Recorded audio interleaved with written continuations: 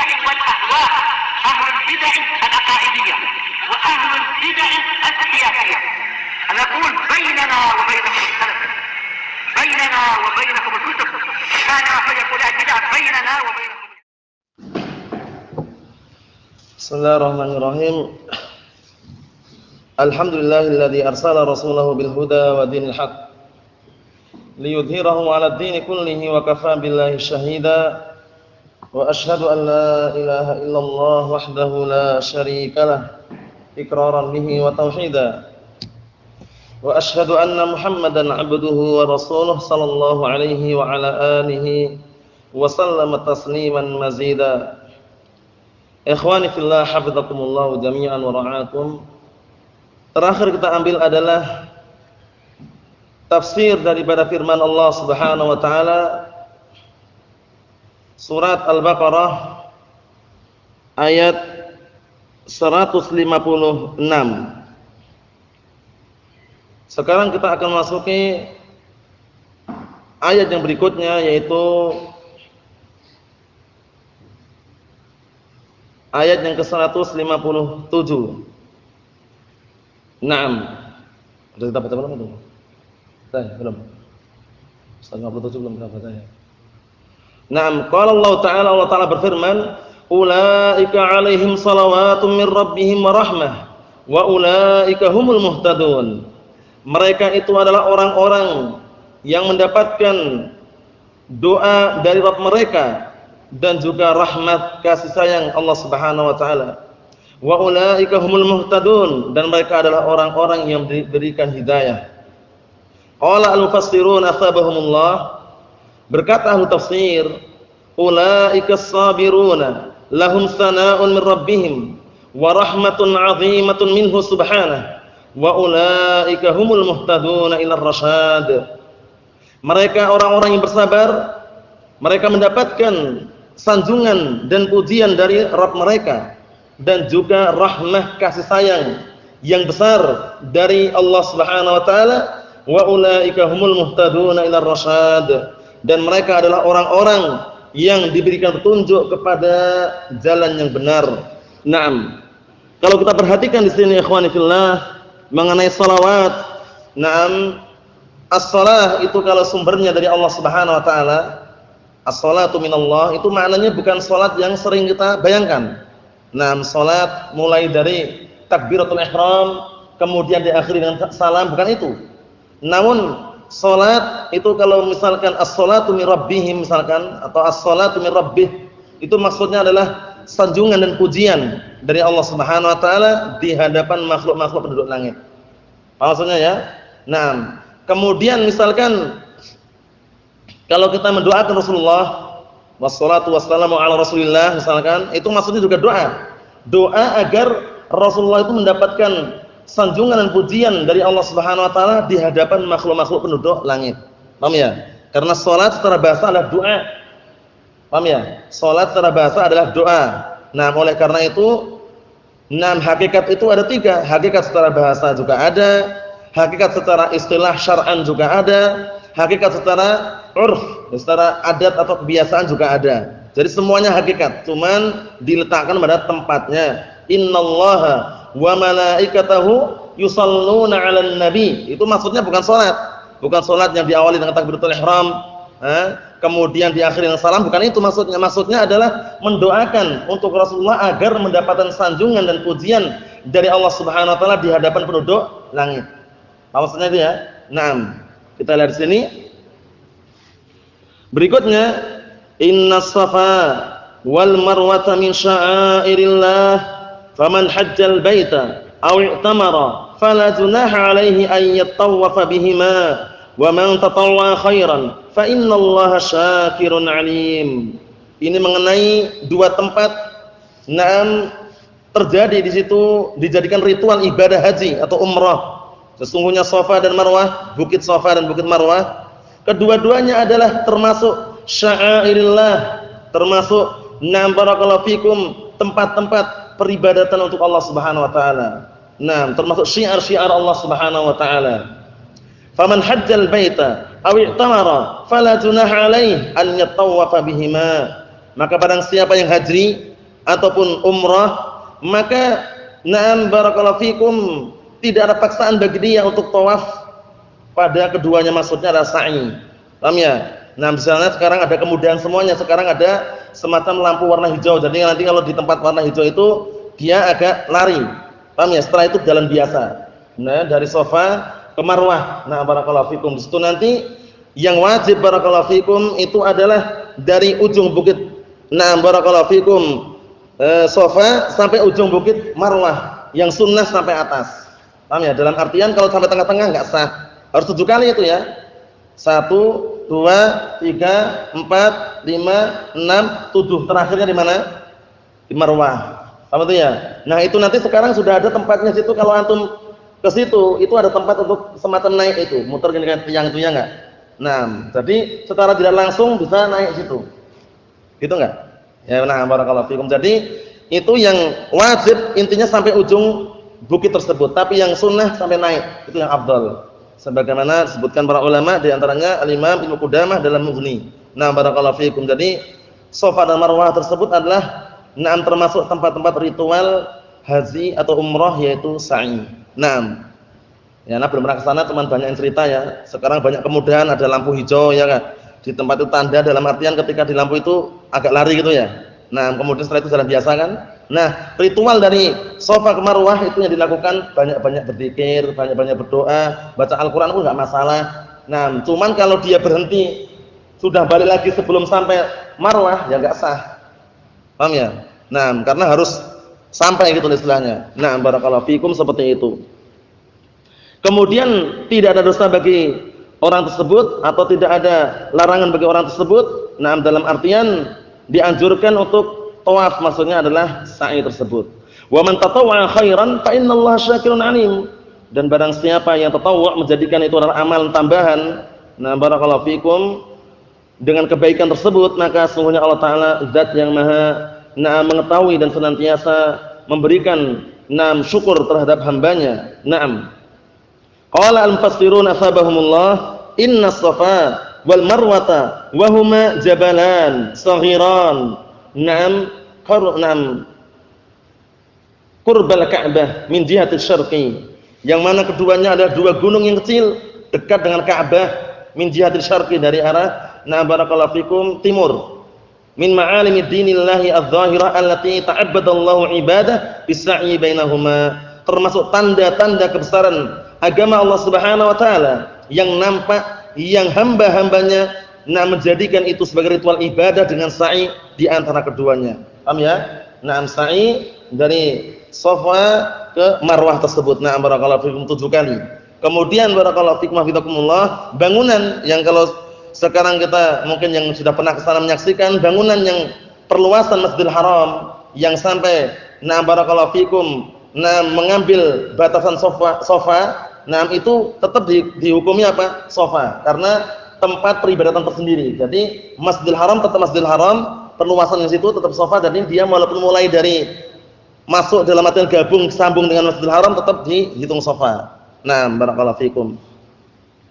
Inna Safa wal Marwata min sya'airillah. Kata beliau di sini, qala al-mufassirun faman qasada al-Ka'bata hajan aw mu'tamiran, maka barang siapa yang pergi ke Ka'bah dalam rangka haji atau umrah, fala isma alaihi wala haraja fi an yas'a bainahuma. Enggak ada dosa bagi dia, tidak ada paksaan juga untuk dia itu melakukan sa'i di antara keduanya. Barakallahu fikum.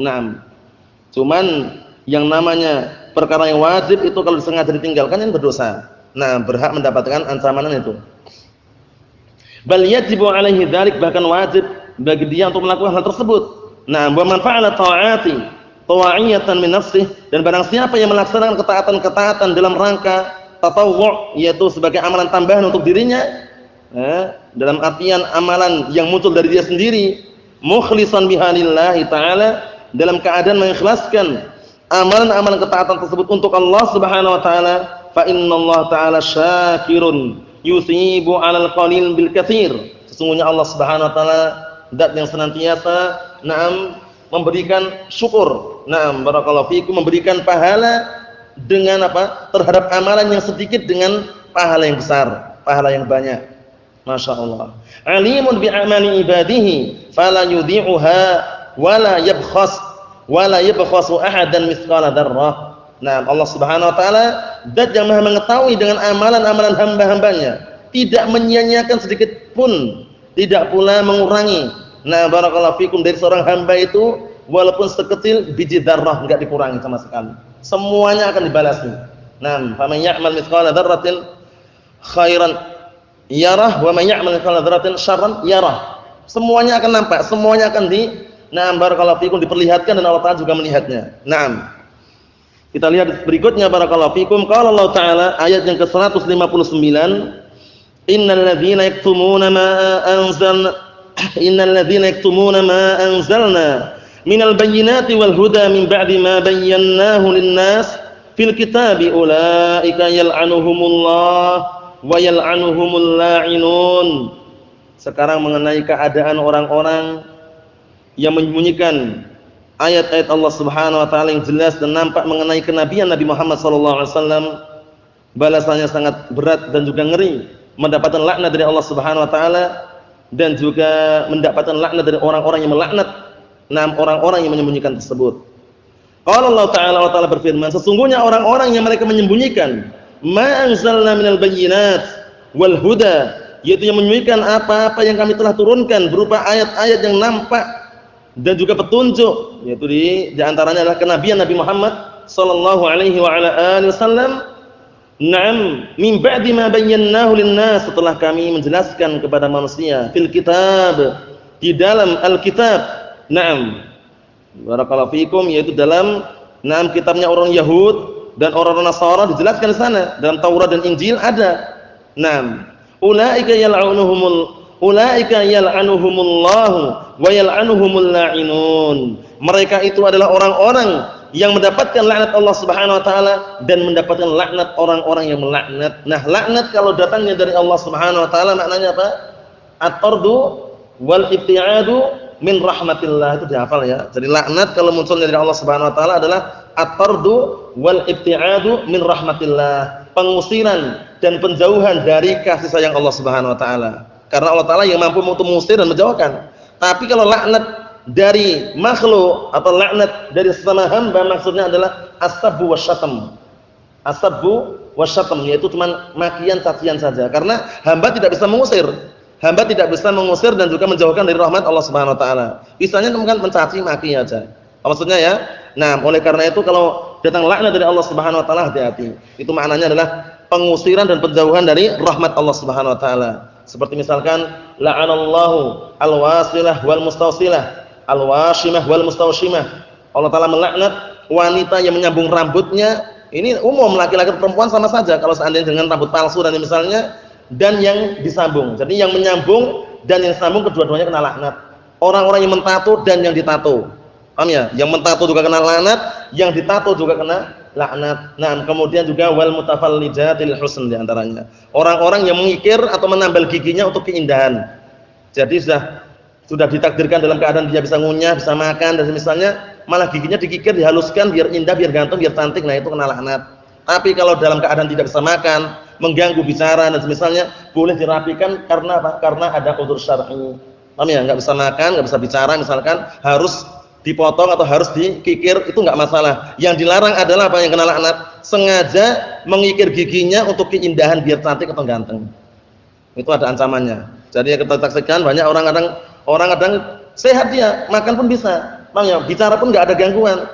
Terkadang sengaja dikasih apa itu? Semacam kawat-kawat itu, ada yang warna hijau, ada yang warna kuning, macam-macam. Itu enggak boleh. Hati-hati ya, laki-laki perempuan kena ancaman laknat. Nah, laknat kalau munculnya dari Allah dan Rasulnya, itu maknanya at-tardu wal ibtiad min rahmatillah. Itu dari Allah Subhanahu wa taala. Kalau dari Rasulnya maksudnya doa. Doa agar orang tersebut mendapatkan laknat, mendapatkan apa? Pengusiran dan penjauhan dari rahmat Allah Subhanahu wa taala. Jadi hati-hati. Nah, kemudian la'anallahu akilar riba wa mukilah. Wa syahidai. Artinya Allah Taala melaknat orang yang memakan harta riba dan melaknat orang yang memberikan makan dari harta riba dan orang yang menyaksikan transaksi ribawiyah, kena semuanya. Sekretarisnya juga kena. Nah, tukang parkirnya bagaimana? Dikhawatirkan. Tukang parkirnya dikhawatirkan. Nah, barakallahu fiik, karena ikut campur andil situ gitu loh.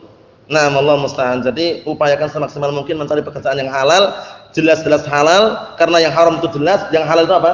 Jelas. Innal halala bayyinun wa innal harama bayyinun wa bainahuma umurun mustabihat. Sesungguhnya yang halal itu jelas dan yang haram itu jelas. Antara dua perkara yang halal haram ada perkara yang samar-samar yaitu syubhat.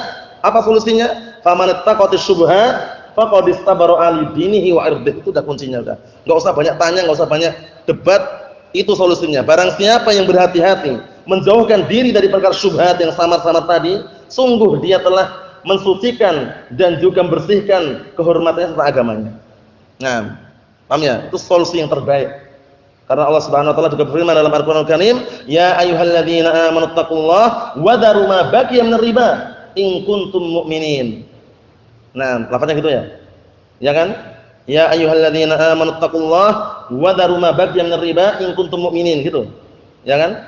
Nah, wahai orang-orang yang beriman, bertakwalah kalian kepada Allah Subhanahu wa taala dan tinggalkanlah sisa-sisa riba jika kalian benar-benar beriman. Nah, syarat keimanan seorang hamba sempurna meninggalkan sisa-sisa riba.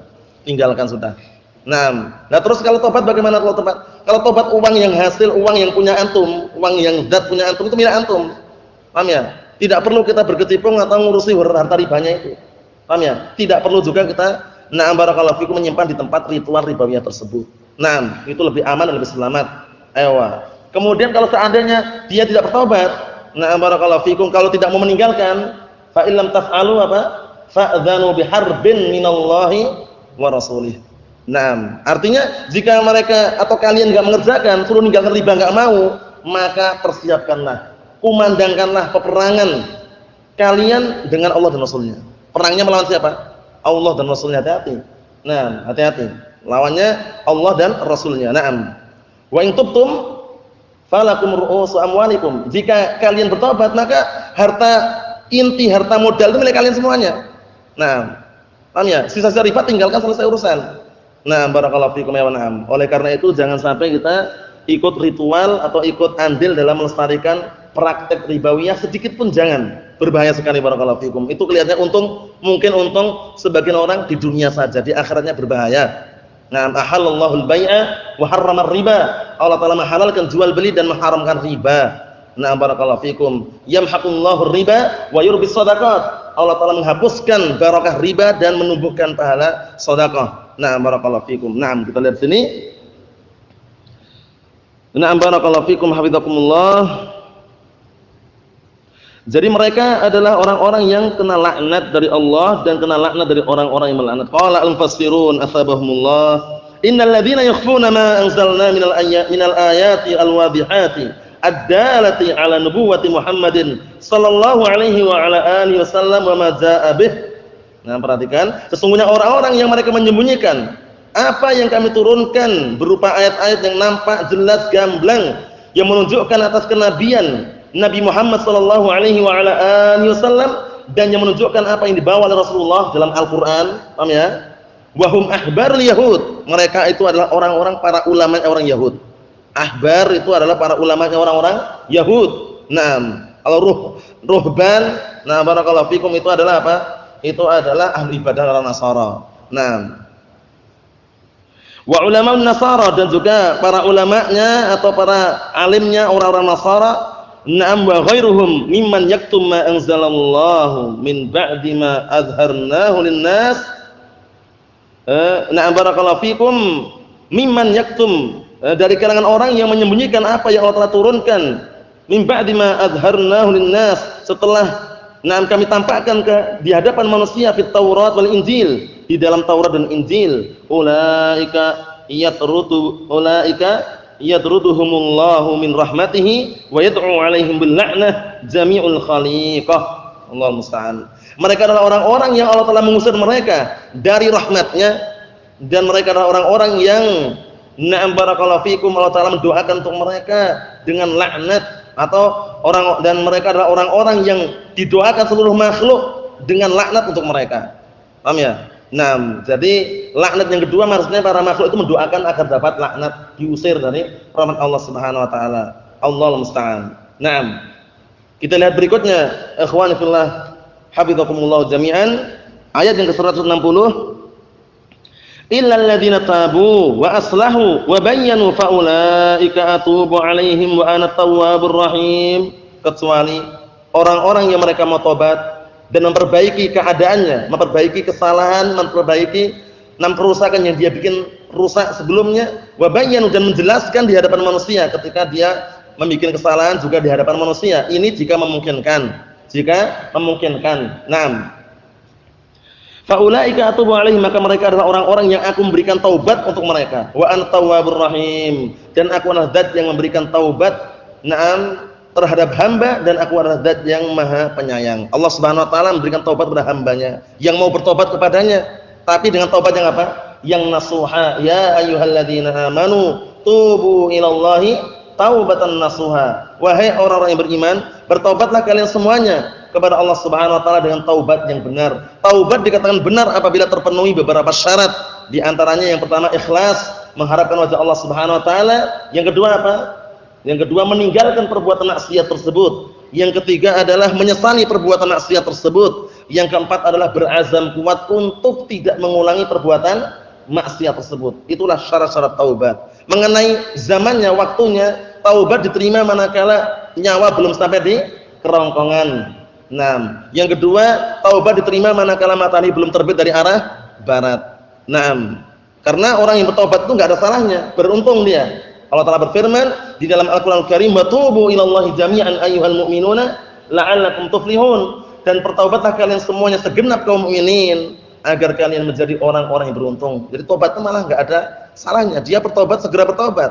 Keliru, segera bertaubat, jangan ditunda-tunda. Wah, nanti taubatnya nanti aja lah sekalian, nanti khawatirnya ngulangi lagi misalkan. Jangan seperti itu. Perkara ngulangi lagi itu lain lagi urusannya. Yang penting ketika dia bertobat itu benar-benar berupaya untuk apa? Untuk meninggalkan, menyesali dan tidak kembali ke perbuatan maksiat tersebut. Apa itu ya? Perkara nanti ada gangguan setan kok terulang lagi, taubat lagi. Tapi jangan mengharapkan atau jangan taubatnya cuma pura-pura saja. Apa itu ya? Nah, syarat-syarat taubat disebutkan oleh Imam An-Nawawi di dalam awal-awal barakallahu fikum kitab Riyadhus Shalihin itu. Nah, bab taubah. Antara hamba dengan hamba, antara hamba dengan Allah Subhanahu wa taala. Kalau antara hamba dengan Allah Subhanahu wa taala selesai dengan 4 perkara tadi itu. Paham ya? Ikhlas, kemudian menyesali, meninggalkan, berazam kuat tidak mengulangi. Tapi antara hamba dengan hamba dilihat. Kalau dia dulu pernah menghibai, minta maaf jika memungkinkan. Kalau dia dulu pernah mencuri, dikembalikan jika memungkinkan. Paham ya? Nah, seperti itu. Jika dulu pernah mengambil haknya orang lain, dikembalikan dan minta maaf jika memungkinkan. Ucapan jika memungkinkan kan berarti bagaimana? Berarti dalam keadaan orang yang mungkin pernah didolimi, pernah digibai itu dia lapang gitu, siap menerima kalau ada orang minta maaf. Tapi kalau nggak memungkinkan, seperti misalkan dia mengancam, pokoknya aku nggak terima ini, pokoknya orang itu walaupun minta maaf tak bunuh kalau ketemu. Nah, itu mungkin nggak seperti itu. Jangan datang dibunuh nanti. Paham ya? Nah, seperti itu harus berhati-hati. Jadi dalam artian barakallahu fikum, hak antara hamba dengan hamba itu akan selesai manakala dengan beberapa syarat tadi itu. Datang minta maaf, dulu pernah menggibai jika memungkinkan. Datang minta maaf dan mengembalikan hak yang dulu diambil jika memungkinkan. Jika tidak memungkinkan, tawakal kepada Allah Subhanahu wa taala, bertobat dengan sebenarnya. Adapun antara hak dia dengan hamba itu masih belum selesai urusannya di akhirat nanti. Yang jelas dia banyak-banyak beristighfar, banyak-banyak beramalan-amalan apa? Amalan-amalan ketaatan kepada Allah Subhanahu wa taala, semoga bisa menghapuskan amalan-amalan kejelekan atau dosa-dosa kecil. Allah Taala berfirman, "Innal hasanati yudhibnas sayyi'at." Sesungguhnya amalan-amalan kebaikan bisa menghancurkan, bisa menghapuskan amalan-amalan kejelekan, maksudnya dosa-dosa kecil. Paham salah ya? Na'am, barakallahu fikum. Seperti itu. Kita lihat di sini, barakallahu fikum hafizakumullah. Qala al-mufassirun asabahumullah illal ladzina raja'u mustaghfirina Allah min khatayahum. Kecuali orang-orang yang mereka kembali dalam keadaan beristighfar kepada Allah Subhanahu wa taala. Naam, mustaghfirinallah atau mustaghfirinallahi? Mustaghfirinallah atau mustaghfirinallahi ini? Apa Abdullah? Ada enggak penyantum? Illal ladzina raja'u mustaghfirinallah atau mustaghfirinallahi? Nah, sebagai apa? Maf'ulun bih, karena mustaghfir adalah isim fa'il. Jamak di situ. Maknanya adalah yastaghfirunallaha. Paham ya? Nah, barakallahu fikum. Naam. Illal ladzina raja'u. yastaghfirunallaha, itu seakan-akan gitu seakan lafadznya. Paham ya? Nah, barakallahu fikum, mustaghfirinallaha min khatayahum, yaitu mereka dalam keadaan meminta ampunan kepada Allah Subhanahu wa taala dari dosa-dosa mereka. Wa aslahu ma afsaduh, dan mereka memperbaiki apa yang mereka rusak. Misalkan, dulu sebelum dia taubat itu ternyata dia pentolan atau bosnya preman gitu misalkan. Nah, dia atasannya gitu ya. Setelah itu taubat kenal dakwah salafiyah, ya, sudah berjenggot misalkan, atau dia sudah intinya sudah mau menerapkan ajaran-ajaran salaf. Nah, kalau memungkinkan dia memperbaiki. Datang ke kelompokan tadi itu, anak buahnya, aku sudah taubat, enggak mau mengajak kepada kemungkaran lagi. Setelah ini berarti sudah tegak hujah itu. Dia enggak akan kena dosa lagi. Paham ya? Perkara mereka yang anak buahnya tadi mau ikut tafadhol silahkan itu istilahnya. Kalau enggak ikut urusan masing-masing, sudah selesai. Paham ya? Itu kalau memungkinkan. Tapi kalau enggak memungkinkan ya enggak perlu. Yang penting dia bertobat dengan tobat yang benar tadi itu. Nah, barakallahu fiikum, seperti itu. Memperbaiki yang pernah dia rusak. Na'am barakallahu fikum, wa aslahu ma afsaduh, dan mereka memperbaiki apa yang mereka telah merusaknya. Wa bayyanu ma katamuh, dan mereka menjelaskan apa yang dulu mereka sembunyikan. Faulaika akbala taubat, faulaika na'am akbalu taubatahum, maka mereka itu adalah orang-orang yang aku menerima taubat mereka. Wa ujazihim bil maghfirah, dan aku akan balas mereka dengan ampunan. Wa ana tawwabu 'ala man taba min ibadi, dan aku adalah zat yang senantiasa memberikan taubat kepada orang yang bertaubat dari kalangan hamba-hambaku. Ar-rahimu bihim, aku adalah zat yang senantiasa menyayangi mereka. Wafaqtuhum litaubah wa qabiltuha minhum. Naam, dikarenakan apa? Karena aku memberikan taufik kepada mereka untuk taubat, dan aku juga menerima taubatnya dari mereka. Maksudnya ya. Naam, dan ini termasuk hidayah sangat besar. Karena pelaku bid'ah itu seringnya enggak diberikan apa? Taufik untuk bertaubat, pelaku bid'ah. Karena apa kemarin? Karena sudah menganggap perbuatan bid'ah itu apa? Ibadah. Susah dinasihati. Pak, enggak perlu melakukan ritual Maulid Nabi setiap tahun. Nah, enggak perlu Pak ritual seperti itu, kalau bid'ah. Siapa bilang bid'ah? Ini ibadah ini. Nah, gitu kan biasanya kan. Ini ibadah memperingati Maulid Nabi kok dibilang bid'ah. Nah, Rasulullah itu kan lahirnya pada tahun gajah katanya. Naam. Tapi ritualnya itu bid'ah, Pak. Enggak, ini ibadah ini. Susah. Dinasihati susah, karena sudah apa? Menganggap perkara bid'ah itu apa? Ibadah. Berbeda dengan pelaku maksiat. Kalau pelaku maksiat seringnya, jarang sekali. Pelaku maksiat itu dia mengatakan, Pak, ini zina itu haram Pak. Wah, enggak, zina itu ibadah. Enggak ada ya? Enggak ada. Dari kalangan kaum muslimin seperti itu. Paham ya? Enggak ada. Misalkan Pak, mencuri itu haram Pak. Pak, misalkan, paham ya? Mencuri itu haram, berjudi itu haram, khamr itu haram. Enggak, ini ibadah kok. Ada yang anggap seperti itu? Enggak ada, karena itu seringnya pelaku maksiat itu lebih mudah diberikan taufik untuk mendapatkan hidayah dan bertaubat kepada Allah Subhanahu wa taala. Tapi kalau pelaku bid'ah susah. Oleh karena itu datang dalam hadis yang sahihkan sebagian para ulama, yaitu bahwasanya Allah taala tidak menerima taubatnya pelaku bid'ah. Maksudnya tidak diberikan atau tidak memberikan taufik kepada pelaku bid'ah untuk segera bertaubat. Tapi kalau taubat beneran bisa. Paham ya? Tapi seringnya tidak diberikan apa? Taufik. Jadi berat sekali, susah sekali nasihat itu biasanya, karena sudah menganggap ritual apa? Ritual perbuatan mereka bid'ah tersebut adalah ibadah. Naam. Allahul musta'an. Kita lanjutkan, barakallahu fiikum wa hafizakumullah, dikit lagi biar sampai selesai bawah itu.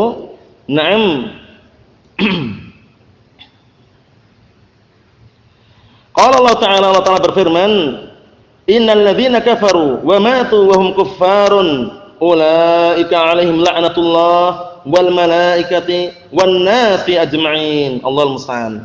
Sesungguhnya orang-orang kafir yang mereka meninggal dalam keadaan mereka tetap berada di atas kekufuran, mereka itu adalah orang-orang yang mendapatkan laknat Allah Subhanahu wa taala, dan laknat manusia, dan laknat para malaikat, dan laknat manusia seluruhnya. Allahul musta'an. Terkumpul di situ apa? Penjauhan dari rahmat dan pengusiran dari rahmat Allah Subhanahu wa taala, sekaligus mendapatkan apa? Naam, cacian makian dari manusia dan doa dari manusia agar mendapatkan laknat. Orang-orang yang apa? Yang mereka kafir kemudian mati dalam keadaan kekufuran. Naam, Allahul musta'an. Mereka kekal dalam neraka ya, orang kafir itu, baik yang kafir asli maupun yang murtad, tetap kekal di dalam neraka. Allahul musta'an. Naam. Qala al-mufassirun, assalamualaikum. Qala al-mufassirun asabahumullah. Kita lihat apa yang disampaikan oleh ahli tafsir di sini.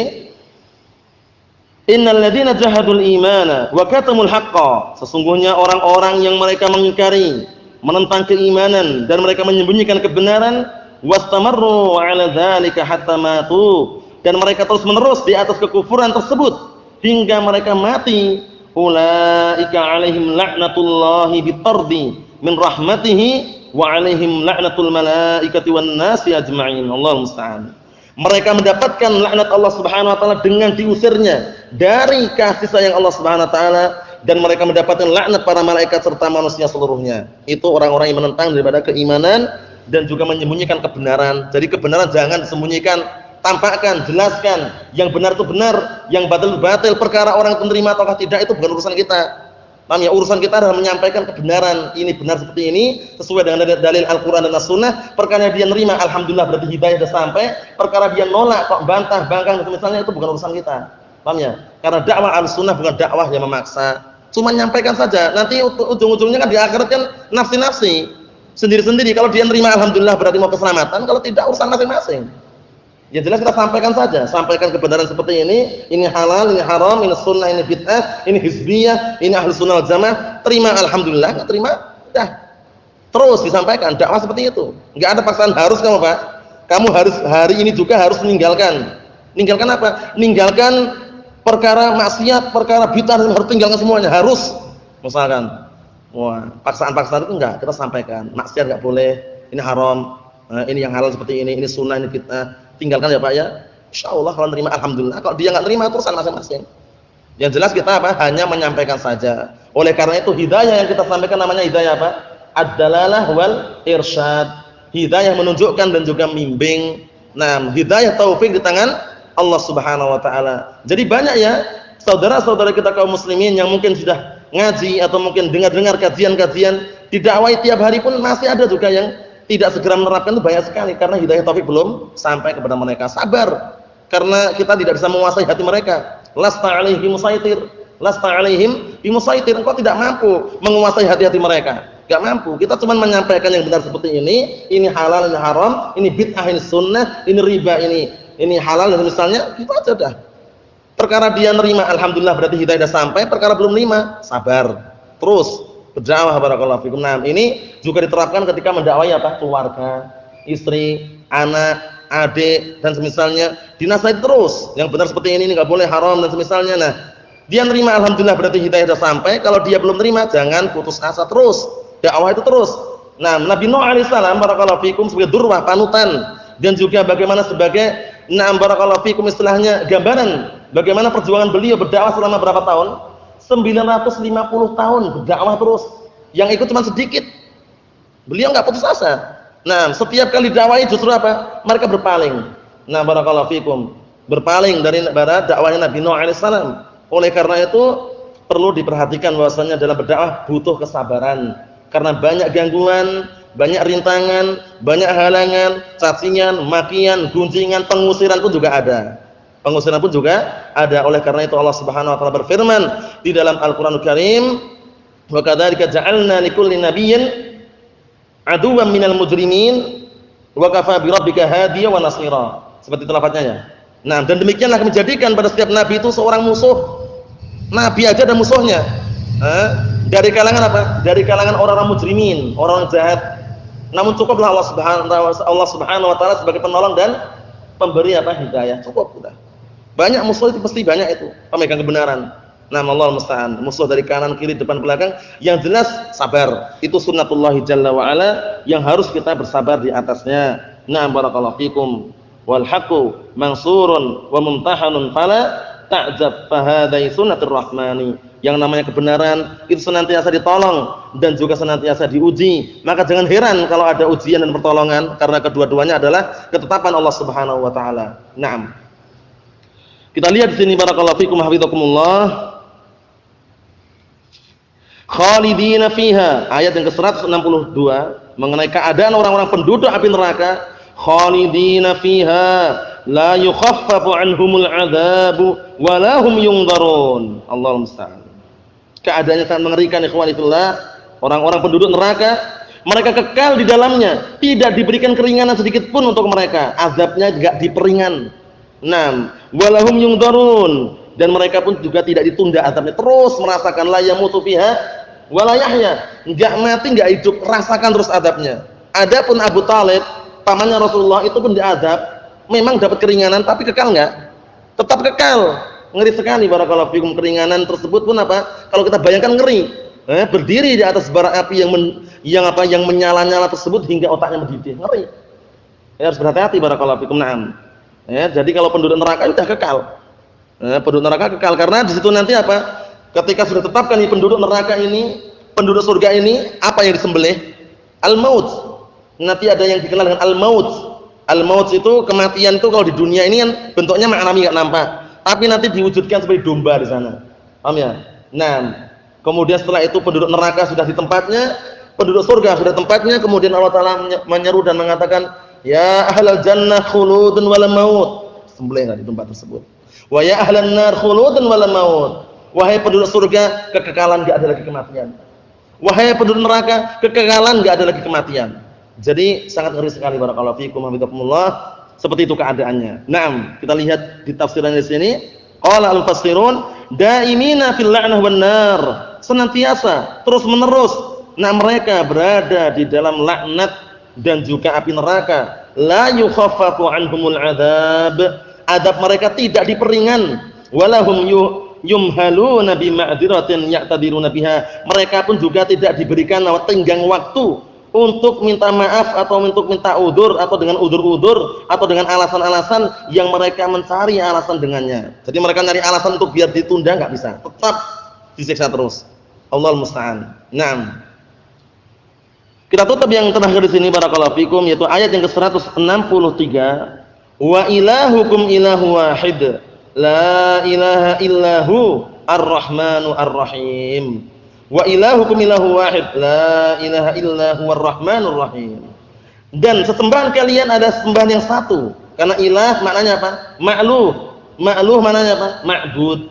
Nah, maksudnya ya, al-ilah maknanya adalah al-ma'luh. Al-ma'luh maknanya al-ma'bud, zat yang disembah. Sesembahan kalian adalah sesembahan yang satu.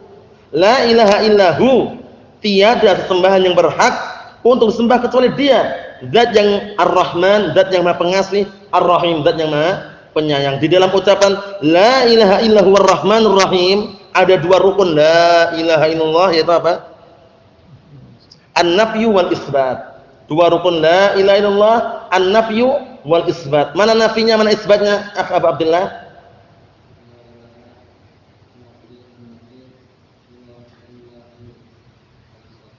Naam, la ilaha itu nafi, illa huwar rahmanur rahim itu isbatnya.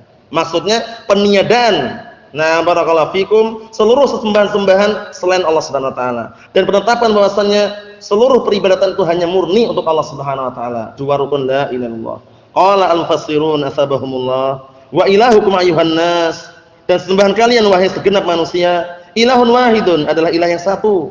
Mutafarridun fi dzatihi, zat yang tunggal sendirian di dalam zatnya, wa asma'ihi wa sifatih wa af'alih, dan dalam nama-namanya dan sifat-sifatnya serta perbuatan-perbuatannya, wa ubudiyatna wa ubudiyati khalqihi lah, dan juga penghambaan makhluknya kepadanya. La ma'budu bihaqqin illahu, tiada sesembahan yang berhak untuk sembah kecuali Dia. Ar-Rahmanu al-muttasifu birrahmah, yaitu nama Allah Subhanahu wa taala adalah Ar-Rahman al-muttasif yang bersifat dengan rahmah, yang memiliki kasih sayang fi dzatihi pada zatnya, wa af'alih, dan juga pada perbuatan-perbuatannya li jamil khalqi, pada seluruh makhluknya. Jadi kalau Ar-Rahman sifat pengasih ini umum sifatnya.